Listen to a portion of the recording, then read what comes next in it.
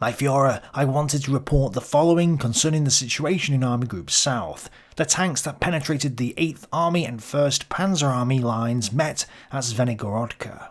On the 8th of January 1944, approximately 53,000 German and 5,000 Huey troops were surrounded in the Korsun Pocket. We covered the formation of the Korsun Pocket in the previous video, but today we're going to see what happened in the middle period of the battle from the 28th of January until the 6th of February 1944.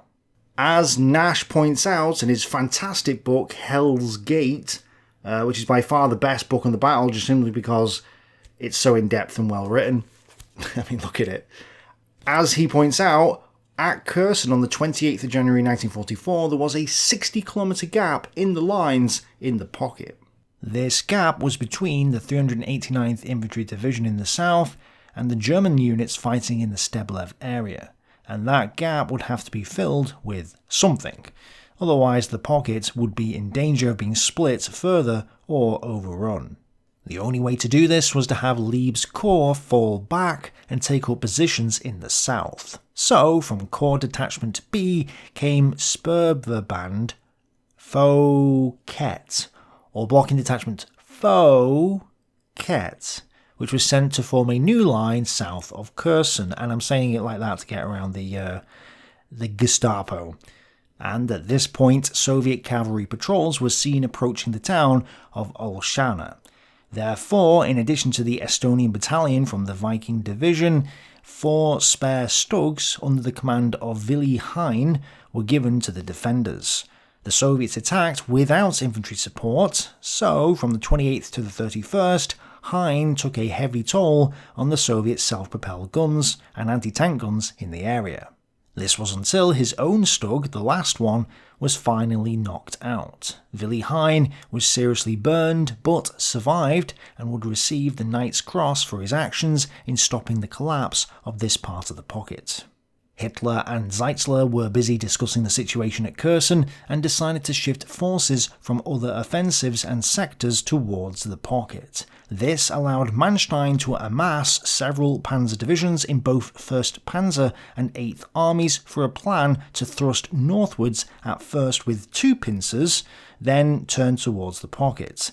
This would both liberate the pocket and also surround most of the 5th Guards Tank and 6th Tank Armies. What's notable is that some of the sources say it was Manstein's plan, while others say it was Hitler's plan. And this is worth remembering as we go on. The plan would see Bright's 3rd Panzer Corps attack from the 1st Panzer Army area, while Vormann's exhausted 47th Panzer Corps would attack from the 8th Army. Manstein knew that this force wasn't capable of doing what was needed, so he called up Edelsheim's 24th Panzer Division from Hollett's 6th Army in the south to reinforce the effort. And I just want to repeat this because, again, it's important. Manstein called up the 24th Panzer Division from the 6th Army in the south. We've got to remember that. And on the other side of the wire, the Soviets had a choice. They could either try to destroy the pocket, or starve the German troops out. With the exception of Stalingrad, most Soviet encirclement operations had so far been unsuccessful. Either the Germans had broken out of encirclement, or else the Soviet spearheads had been halted. In some cases, the Soviet armoured spearheads had been destroyed. With this experience, the Soviet generals had good reason to exercise caution. It also didn't help that their forces were spread thin across the area, and the weather was poor. So Vatutin and Konev decided to keep their outer encirclement forces on the defensive for now. They also wanted to chip away at the pocket in the hope that it would collapse. So in other words, they were playing it safe now that they had actually succeeded in surrounding a German force. There were issues though. Massive congestion on the roads made many units trail behind the front or simply unable to move at all. Major supply bottlenecks caused huge problems and delays for the Soviets as well as the Germans. Also, the fact that the 11th Panzer Division had cut off the 20th and 29th Tank Corps on the previous day didn't help. so the 18th Tank Corps put pressure on the German panzers, and on the 29th of January the 11th Panzer Division was compelled to fall back, allowing the 18th Tank Corps to link up with the rest of the 5th Guards Army. Also overnight, Lieb ordered a withdrawal to the Rasava River, freeing up more units to head south. Such was the desperation on the German side to plug the gap that an Alarmeinheit emergency unit of drivers, clerks and mechanics were assembled at Korsun itself in order to form a perimeter.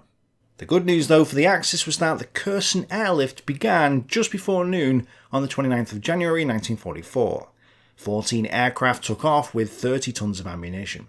This was far too little for the surrounded force, and therefore fights amongst the rear surface troops started to break out. In scenes reminiscent of the last desperate days at Stalingrad's Potomnik airfield, officers and administrative officials of the Nazi Party forced their way aboard aircraft at gunpoint. Gangs of soldiers even removed the wounded from the aircraft in order to secure a seat. Thus, Dr. von Ohlen, the guy in charge of the wounded in the pocket, armed his medical staff and told them to regain control of the situation, which they did by the evening of the 29th. Soldiers trying to escape were either sent back to their units or forced into Kampfgruppen for use as reinforcements for other areas. 8th Flieger Corps was, once again, the unit responsible for an airlift, with Major Knapp being the guy in charge. But the Germans had learnt from their experience at Stalingrad, and realised that they couldn't resupply a trapped army indefinitely. Unlike at Stalingrad, there was also enough local food in the pocket to last for a while, so they didn't have to ship any of that in, allowing them to concentrate on ammunition, fuel and medical supplies. At first, transport units flew from the airfields at Uman, Golta and Proskurov. However, Uman was the only one with sufficient equipment, and was closer than the others, so this soon became the only airfield in operation. The fact that aircraft had only a 60-kilometre round trip was critical, because this would allow each aircrew to fly several missions each day. Without fighter escorts initially, the transports had to fly in close formation at low altitudes, which avoided the Soviet aircraft but exposed them to anti-aircraft fire. It also meant that when there were low clouds, snowstorms or fog, transports would sometimes crash into hillsides. Many wounded soldiers being flown out were wounded yet again during the flight to Uman by the Soviet anti-aircraft fire. So the airlift couldn't be relied upon. They had to break through to the pocket, and on the 30th, the 320th Infantry Division relieved the 11th Panzer Division, freeing it up to do just that. They attempted to advance, but ended up falling back because there wasn't enough infantry to protect their tanks. And Soviet pressure increased on the pocket as the Soviet 180th Rifle Division seized the town of Kvitky, which was just 10 kilometers south of Korsun. Schenk's 110th Grenadier Regiment, which was a battalion in strength, was sent from Korps Abteilung B to counterattack and retake it. At 1200 hours, he was ordered to initiate the attack on Kvitky, which would involve his battalion attacking uphill in broad daylight to the peak of a featureless 1,500 metre long snow-covered slope that offered absolutely no cover for his soldiers should they be pinned down by enemy fire. He also had no artillery support, and the Soviets were busy digging in, so he realised that this task was impossible. He therefore decided to delay the attack, demanding artillery support from his superiors, who threatened him with a court-martial. When it eventually went in, Schenk had developed an attack plan which succeeded initially, catching the Soviets by surprise. But once they entered Kvitky, they got bogged down in house-to-house fighting, and even a reinforcement of 3 Stugs wasn't enough to turn the tide. Schenk became trapped in a fruitless battle where he was forced back to his initial positions over the next several days, but at the very least it did stop the Soviets from cutting the pocket in two. On the 31st, the weather was again terrible, with one of the German soldiers actually freezing to death overnight. The Soviets also reached Nozachev in the east, while in the northwest the German 88th Infantry Division fell back under pressure, chased by the 337th Rifled Division. The 239th Sturmgeschütz Brigade was moved up to help, and the front stabilised around Boguslav, a total reduction in the length of the pocket's front line in all the retreats so far by over 100 kilometres. The airlift had gone moderately well up to this point, but on the 1st of February, things went wrong. The tactic of flying low to keep out of the sight of the Soviet Yak-9s and other fighters had worked very well at avoiding interception, but Soviet anti-aircraft guns had taken their toll. So on this day, the commander of this flight of transports decided to fly higher, and was pounced upon by the Soviet fighters. 13 aircraft were shot down, and others either crashed or had to make emergency landings. Lieb responded by demanding that General Vonder provide fighter escorts for the transports, but there was still none available, and they wouldn't arrive for a few days. By this point though, the weakened 13th Panzer Division was now arriving on the scene, so a proper relief attempt could be made. However, Bormann was reluctant to attack since not all of his division had arrived, and General Vonder had to overrule him and demand that he attack towards Schopola. Thus, Bormann attacked, sending the 35 tanks of the 11th Panzer Division northwards. They advanced quickly against little opposition, and the Germans established a bridgehead across the Schopolka River. But their luck didn't last. The 1st Panther tank successfully crossed the bridge, but the second one caused it to collapse. And since the Corps didn't have bridging equipment, they had to wait for the necessary materials to be brought up, causing a huge delay. As Bormann waited on the 2nd of February for the bridge to be rebuilt, it was realised that they could only construct a K-bridge, which had a maximum capacity of 10 tons. There wasn't any J-bridge equipment available in the entire army, so they couldn't build a bridge capable of getting a 45-ton Panther across it. Tensions therefore rose between Bormann and Vonder, with the latter being very disappointed in Bormann's performance. Typically, an encircled force has the best chance to break out in the first week, but the Germans failed to jump. While we can blame Hitler, another more elemental factor was at work. Eventually, impenetrable mud or snow put an end to the advance. I thought it was the lack of bridging equipment. Well, the weather had actually improved, as in it had become warmer, causing the roads to turn from snow to mud. Both sides became mired as a result, as von Bormann described the situation. There are no consolidated roads. The pedestrian sinks down to the calf. After a few steps, loses boots and socks. Wheeled vehicles become hopelessly bogged down. The only means of progress was by towing vehicle, or panzers, which could manage at most 4 to 5 km per hour with heavy wear and tear and fuel consumption. During the colder nights, a thin layer of ice would form temporarily, often so thick that even the panzer tracks froze solid in it and had to be freed with blow lamps. The number of men reporting sick with frostbite rose rapidly, for a while even exceeding the losses due to enemy action.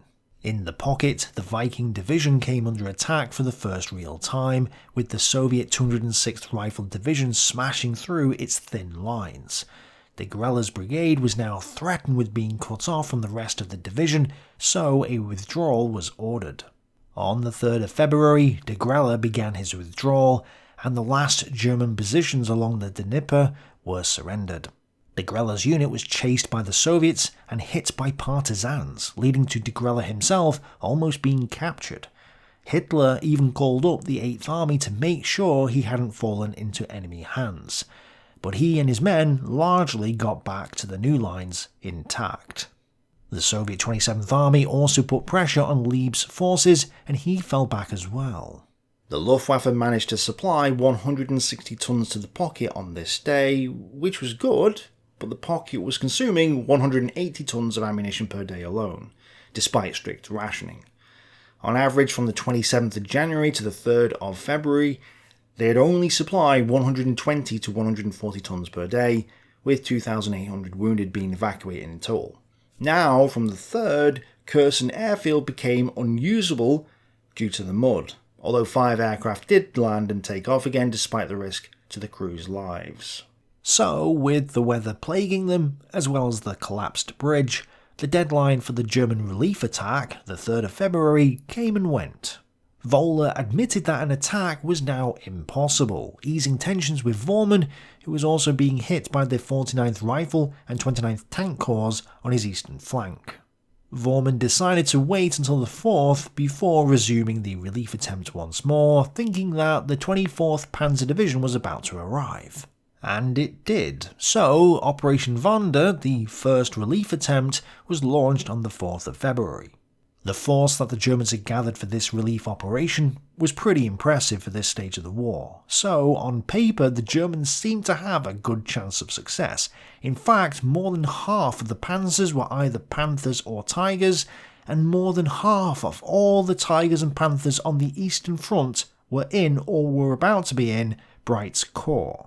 Now, I have to point out that the numbers are disputed in the sources, as always, so this list could be wrong, but it gives us a rough idea of their strength. Also, 2 more Panzer Divisions were still on their way and would join them soon. But, regardless of the exact number of tanks, this was an incredible force. Of the 26 combat-ready German Panzer Divisions at the time, no less than 20 were subordinated to Army Group South. Vonder also had 59 operational panzers and assault guns, but overall his force was weak. The 14th Panzer Division had 8,942 men in the division, however, there were only 551 frontline combat infantry. This was because one of the Panzer Grenadier regiments was elsewhere. And while the 11th Panzer Division also had 12,464 men, only 1,100 were combat infantry. So Vonder not only had few tanks, but he was lacking in infantry, and this just highlights how desperate the German manpower situation was at the time.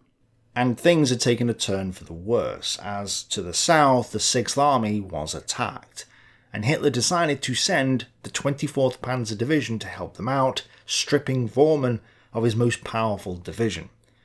Of course, the German generals couldn't understand why Madman Hitler would do this, and Manstein offered the 2nd Fallschirmjäger Division instead, since he thought that the 6th Army didn't need panzers, it needed infantry.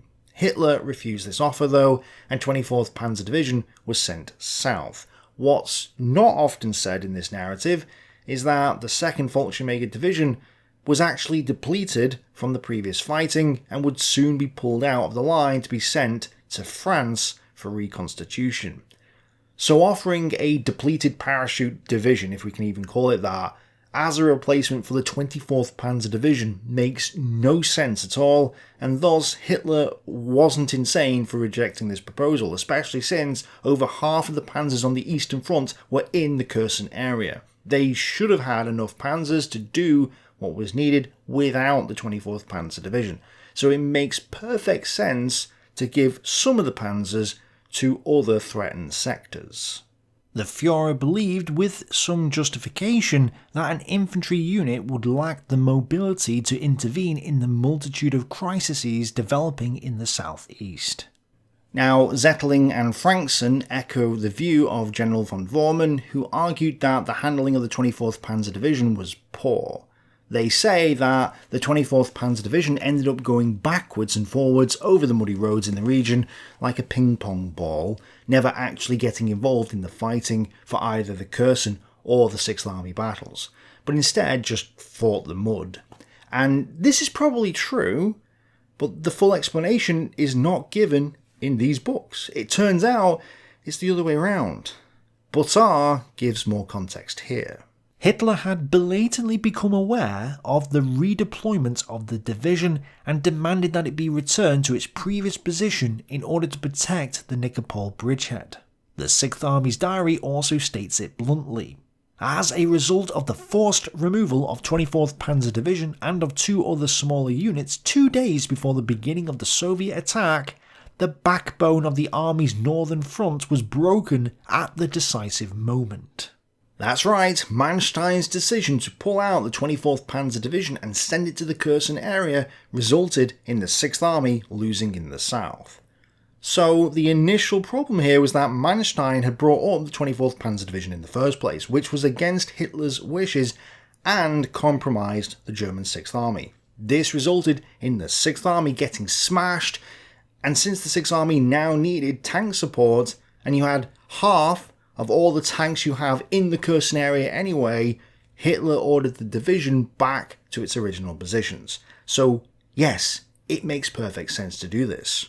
His decision is also done to put Manstein in his place, because this is clearly a power play between Hitler, the master, and Manstein, the subordinate, with Manstein not following his superior's instructions. Now, it may have been a waste for the troops. Maybe the 6th Army should have been sacrificed in the south to save the troops of the Korsun Pocket, but that's just an opinion. It could equally be argued that the destruction of a second 6th Army wasn't a good thing, so the 24th Panzer Division had to be sent south. Either way, Hitler wasn't insane for insisting that Manstein followed his instructions and sent the unit back. Again, by not telling you any of this, it makes it sound like Hitler was just off his head. And therefore, my suggestion is simply that historians should hold off from playing the Madman Hitler card at every instance when Hitler makes a decision, because it's played all the time and the context is never given. So people are coming away with a distorted view of the events as a result. So stop it, please. Anyway, when Operation Vanda started, the 17th Panzer Division plus the Tigers and Panthers of Panzer Regiment Baker smashed into and through the Soviet defensive lines. The infantry got bogged down in a forest, but Baker and the nearby 39th Panzer Regiment managed to drive a wedge of about 30 kilometers into the Soviet lines despite the poor weather. 16th Panzer Division had also advanced, but the 198th Infantry Division's attack went almost nowhere after they ran out of artillery ammunition and then floundered in the mud. Still though, the pocket was now only 25 kilometers from the 3rd Panzer Corps, and despite the weakened state of Bormann's Corps, the 3rd, 14th and 11th Panzer Divisions also attacked, surprised the Soviets and took some ground. The Soviet 6th Tank Army had reacted by sending forces west, and the 2nd Tank Army also began to move towards the battlefield.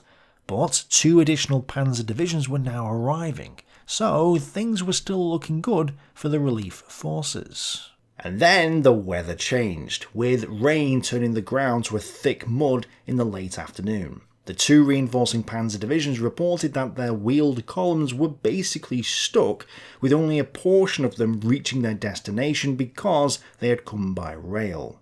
The men on the front lines were described as walking lumps of clay, and men started reporting in sick as a result of being constantly cold and damp. The airlift was still hampered by the mud, which had made Korsun Airfield unusable, so Major Knapp reacted by ordering the acquisition of canisters and parachutes intending to drop supplies onto the pocket. But he had left it until the weather had turned sour and these weren't immediately available. Thus, in desperation, the transports resorted to flying 10 feet over the ground and throwing their cargo out of their loading hatches. Surprisingly, most of the contents dropped like this survived the impact as they landed on snow, and thus 81 tons of much needed supplies were transported into the pocket on the night of the 4th of February. On the 5th of February, the 16th Panzer Division also discovered that the bridges over the Guinea-Loy-Tickish River had been blown up, and that the bridge repair teams were also stuck in the mud and unable to reach them in time. So they had no choice but to attack to the east in order to support the 17th Panzer Division and maybe find another crossing point. The problem was that the mud was hampering resupply operations and only a small amount of ammunition and fuel reached Baker's unit. Thus, it was actually forced to pull back during the night and stay on the defensive in the morning. Hearing about this, Ernst Merck, Chief of Staff of 3rd Panzer Corps, ordered Medden to make ruthless use of the civilian population to improve the roads and deliver supplies using their animals and carts. How difficult the mud was to deal with can best be illustrated by the fact that even the lead elements of 1st SS Panzer Division, still not in contact with the enemy, could not be resupplied. Only the tracked vehicles had made any reasonable progress, but most of the division was stuck with its wheeled vehicles in the deep mud. Similarly, the 17th Panzer Division reported that only tracked vehicles could negotiate the roads.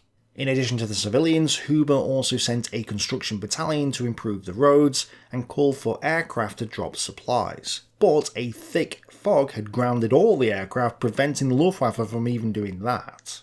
Still, Kampfgruppe Heimann of 1st SS Panzer Division with 12 assault guns and some infantry did arrive and attacked, reaching the Tinovka area.